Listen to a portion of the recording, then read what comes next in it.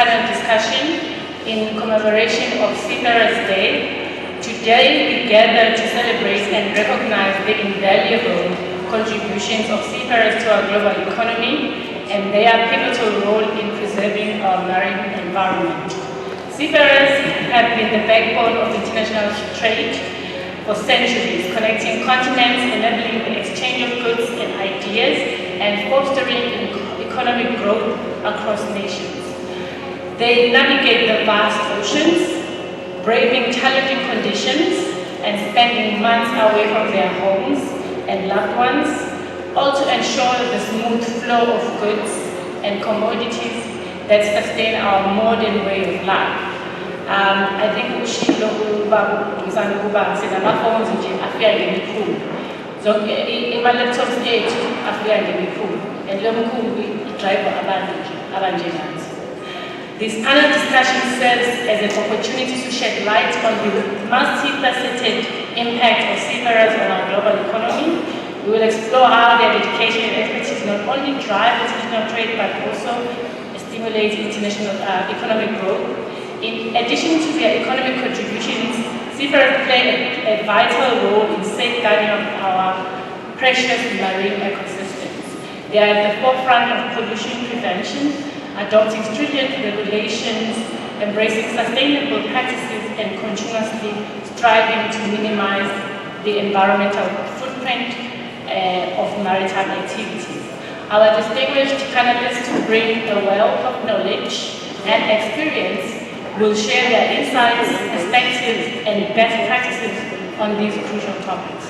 Together, we'll examine the challenges faced by seafarers, explore innovative solutions, and identify opportunities for collaboration among stakeholders to enhance both economic and environmental aspects of maritime trade. I encourage all participants to actively engage in this discussion, pose thought-provoking questions, and foster meaningful dialogue. Let us recognize the vital contributions of seafarers, amplify their voices, and commit ourselves to supporting their welfare and sustainability of our oceans. Okay, panelists, I think the best way to start is saying that we have majority of students here present is to start with Mr. Jangase. Mr. Jangase, you are a lecturer at DUT. So what I'd like you to do is to just take us through, if you come across a student that wants to come and study at DUT, the process of you letting them know what their requirements are, etc., etc. Okay, thank you very much, Shishan. Thank you very much for the comprehensive introduction. Maybe just once more, my name is Maritime, as Mr. Science already introduced me. Maybe just before I answer the question, I'd like to also maybe just convey a very small message to the seafarers, because I mean, we are here today commemorating the day of the seafarers. While seafarers are very essential workers in the world, I think just yesterday, as I was thinking about this day, it just came into my mind that maybe if it was still during COVID times, I think the seafarers would have been categorized under, well, essential workers as well, if they were to be given in a category of some sort. So that's how important they are. They are really essential, and we are truly grateful for the work that they do. We know that the ocean is such a hostile environment. It is rough out there, but they are there constantly doing the best they can in ensuring that we have everything that we need. So the seafarers enable shipping. They actually make it possible for the goods all over the world to move around and reach people. So we are here today to sing praises of these heroes and heroines under the theme protecting our oceans. So they do not only operate ships, but they also adapt to this harsh environment and adapt to this constantly and progressively changing conventions and policies that are being brought forward by IMO. And obviously one of them being around the theme of today, which is rapport. Maybe just to answer the question, so at DUT as a lecturer, if you want to, as I see there are students sitting in our midst, so if you want to embark or get into the maritime career after finishing your matric, then you can actually apply, or just before finishing your matric, you can apply CAO, which is Central Application Office. So we have two undergraduate programs at DUT, a diploma in shipping and logistics and a diploma in nautical science. So if you want to come and study a diploma in shipping and logistics, you must have mathematics, pure mathematics, any of the common subjects, can be maritime economics, business studies, or accounting, and of course your English. Okay, that's if you want to actually come and do the diploma in shipping and logistics. And if you want to do a diploma in nautical studies, which is more about going to sea and obviously working your way up until you become a captain, like this is Monkosi. So you basically need to have your mathematics, your physical sciences, and your English. They all must be 50% and above in your matric. Then we will be able to welcome you and be part of DUT. So the industry is, as I've said in the hotel industry, it's very much, it demands discipline, it demands commitment. You need those soft skills. You do not only have to be good with your academic or on the academic side of things, but you also must be a focused person, somebody that can control their time, somebody that's disciplined as well, in order for you to be able to survive. Thank you.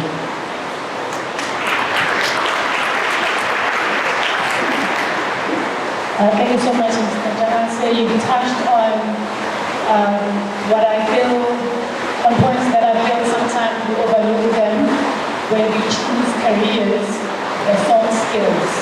We always focus on making the good marks, but we forget what the course may require, which is sometimes resilience, for people to touch on. Another question that I have for you. Can you guys hear me? Can you hear me? Okay. Now, as an institution, Maritime is an evolving industry, and new regulations come about, like the changes of MAPO, marine pollution, as the world progresses. So now, as an institution, how do you ensure that you are aligned to meet the demands of the changes in the industry, whether it is economical, environment, etc.? Thank you very much for this important question at the same time. I think as DUT, there's something called curriculum decolonization, which is basically we constantly try to stay relevant in terms of how to deliver, in terms of how to teach. So we stay in touch with the industry in ensuring that the curriculum is still aligned with what is expected of our students out there. So we are very much aware of that.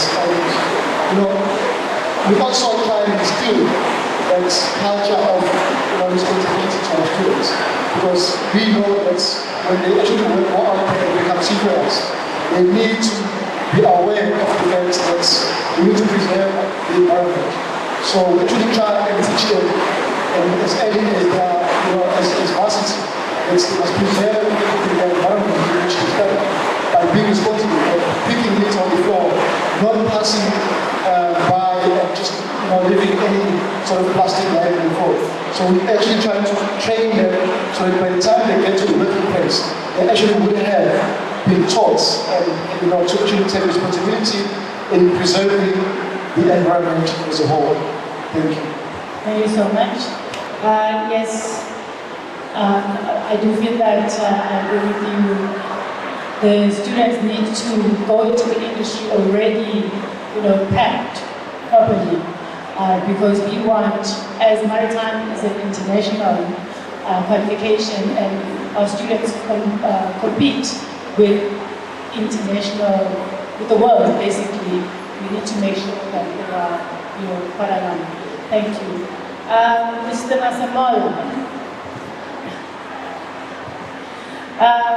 Well, today is about you, sir, being the Seafarer, Chief Officer, Mr. Judge Master. My question to you is, seeing that Mr. Johnson touched on soft skills, I just want to know, what do you think for you was a contributor to your success, to be where you are? I feel that will also help guide the students into, kind of the traits that they need to foster.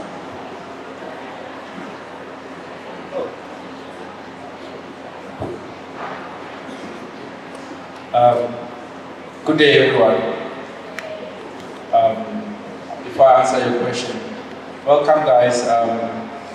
I just want to remind you again that you are very fortunate to be here. Do not take this opportunity for granted.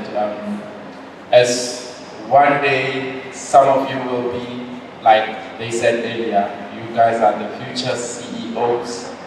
You guys are the next pod captains. You guys will probably be in HQ in the Maritime in the IMO office abroad. So do not take this opportunity. Do not take this opportunity for granted. Grasp it with both hands. For me to get here, it took a lot of focus. I had to make sure that I eliminate external things. First of all, I'm from I think you guys know Hammaskral. You heard what is happening in Hammaskral about cholera outbreak. It's a very secluded place in Pretoria, in the middle of nowhere, basically on your way to Limpopo. So, and a lot of people ask me, how did you get into the maritime industry? I thank God for most of the HQs, even SAMSA HQ is in Pretoria, and Navy HQ as well. I joined the maritime industry in 2004 because of the newspaper that I saw, and then because I matriculated with good results, and my dream I wanted to become a chemical engineer, but that could not happen. Because of my background, I could not afford, or my parents could not afford to take me to university to become a chemical engineer. So I took an advantage of that post, and luckily they took me in the Navy. And from the Navy, that's when I was introduced to the maritime. I went to the Navy not knowing what was happening. I just know that it was the army that was working in the water. And I learned everything from when I got to Cape Town, seeing the ocean for the first time, seeing a ship for the first time that you're going to be put in that, and then I had to adjust. Because where I come from, I've never seen a ship. That was something that I only see on TV. So it took a lot of adjusting, and you have to be goal-driven. Mostly, for me, it was my background from where I came from. Even though they were punishing us so hard in the Navy, but I knew that it's not going to end there. There's something bigger, and you just need to focus, persevere. There's a lot of pain that comes with this success. You just have to persevere, take opportunities that is brought your way until you become to where you want.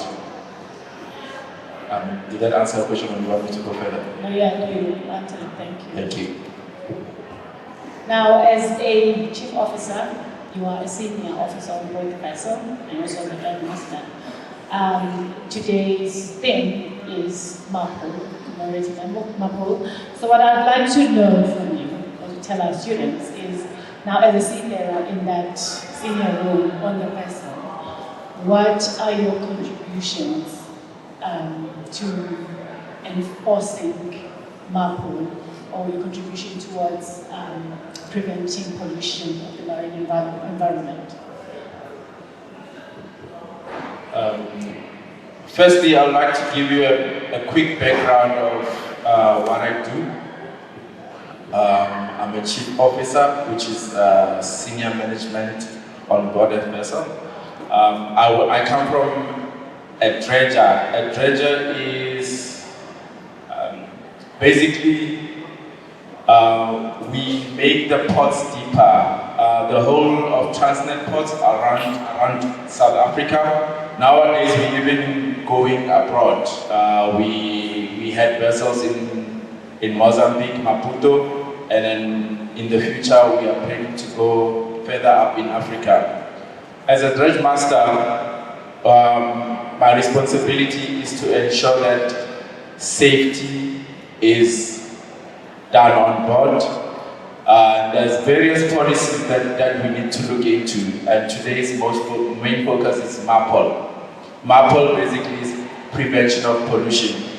On our vessels, we carry oil, that engines are using oil, diesel basically, we carry a lot of diesel. We have a garbage on board. Remember, on a daily basis, you are eating, and when you are eating, you're gonna throw whatever you are eating somewhere. And MAPOL basically regulates that. The things that, whatever you are eating, we have garbage boxes on vessels that tells you where to dump whatever you are using. If you are using plastic, there's a designated box for garbage bag for dumping plastic. If you are consuming food, your banana peels, let's just say you eat bananas. You are not allowed, according to MAPOL, to take your banana and throw it overboard. That's pollution. There's designated bins for food, papers, and there's ones for plastics. And oily rags, engineers are using whenever oily rags are done. And then we have again drills. Drills are to ensure that whenever there's going to be an oil spill on board, you need to, as soon as possible, ensure that oil is contained on board so it does not go into the water, because that will be pollution.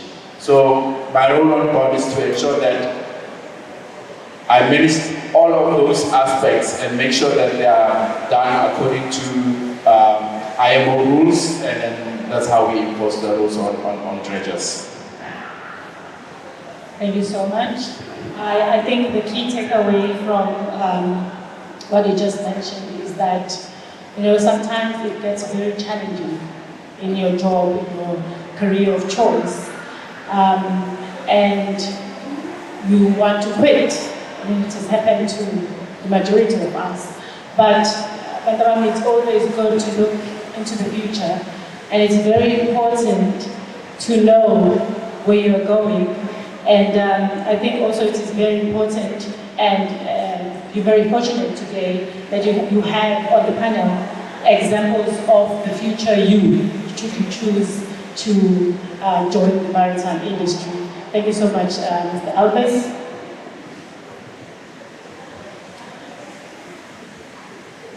So I'll move on to Mr. Dube. You are Chief Officer on board, and I will not dwell too much into MAPO for you, seeing that we are celebrating seafarers. One of, key issues that seafarers face on board is well-being. And if I remember correctly, that is another job that the Chief Officer needs to look after on board. Can you just tell us what kind of challenges you guys face on board the vessels and how you could this?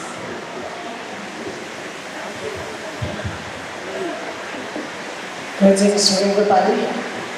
I'd like to thank the program director for giving me this opportunity. Thank you, Captain. for also making me share the challenges that we face on board the ship. We are now celebrating the Seafarers Day. Firstly, before answering your question, can I please have a round of applause for all seafarers out there as I represent seafarers myself.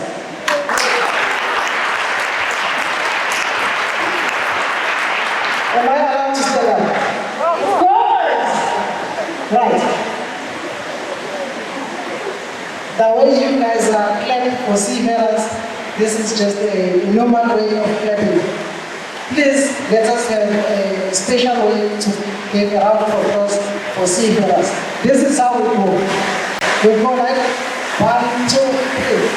1, 2, 3. 1, 2, 3. 1, 2, 3. Did you get that? Okay, now let's go. 1, 2, 3. 1, 2, 3. 1, 2, 3. 1, 2, 3. Thank you so much. I represent Seafarers. I'm also in a field of training academy. So, if you guys want to pursue a career at sea, after high school, you will go to DUT. After DUT, now we need to prepare you for joining a vessel. This is where now you go to a training academy for seafarers, where you will undergo a transition phase from being a normal civilian to being a seafarer. That's why I also come from STCSA. We used to be Greenwood Shipping Training Academy before. Now we've got STCSA, which is a training academy to allow you guys to go out there at sea and have the certificates which are internationally recognized to work in any company around the world. The challenges that we normally face as seafarers, firstly, being away from home is not easy. You end up missing your family because you're basically out there for 6 months, 8 months, 9 months. It was even worse with COVID, during the COVID time, where people had to stay at least 13 months away from home. Another thing is the stress. Stress factors. You will be exposed to different nationalities. You may encounter language barrier. Most of us, we do speak English, but we speak in our own accent. A Chinese accent, an American accent may be difficult for you to understand. That is your language barriers. Some other things we face is the weather condition. When you go there, on board a ship, you will face what you call bad weather. You may collide with the hurricanes, the tropical revolving storm. You may not be able to sleep when you are facing a hurricane because the ship rolls. It goes like that. And you may end up not being able to sleep on the whole because of the rolling. Sometimes you won't be able to eat because you get seasick. Some people, when they face seasick, you end up vomiting a lot. So those are some of the issues that we face. Being away from home, it may lead to you feeling lonely. Because you may be the only South African on board the ship. So you may encounter the loneliness. Are you guys ready to go at sea? One of the best things that you will face at sea is some of the people, they pay a lot to travel away. But you, as a seafarer, you're getting paid to travel away. How good is that? Even though your salary get paid in dollars. But there's a lot of challenges that you face, commercial pressures, the work pressures, information overload. When you join the ship for the first time, you will be overloaded with information because you need to know that vessel as fast as you can. Anything can happen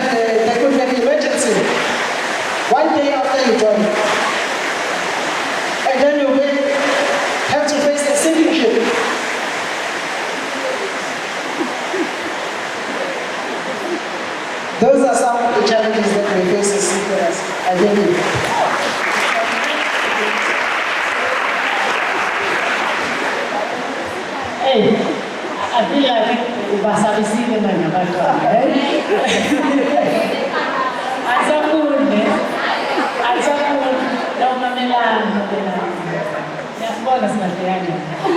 You know? It's not open. I mean, every career, like I said, and I think, going back to Alpha's and both Jubilee, good challenges, nothing is new. I mean, I remember when I was young, planning my future, it was a straight line going up. You know, I'm gonna buy a house at this age, get a car at this age, and families will get there at this age. It never works out that way.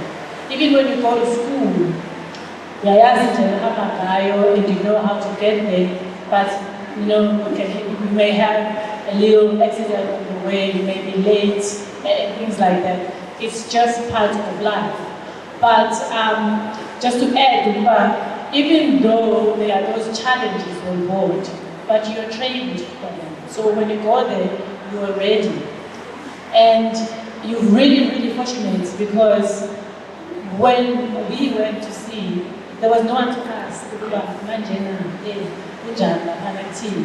You would just hear from, you know, and you would not really get the whole picture of what you're getting yourself into. Lana, you have people who have seen it all, who have been there, and they're telling you this is the good part about it, this is the bad part about it.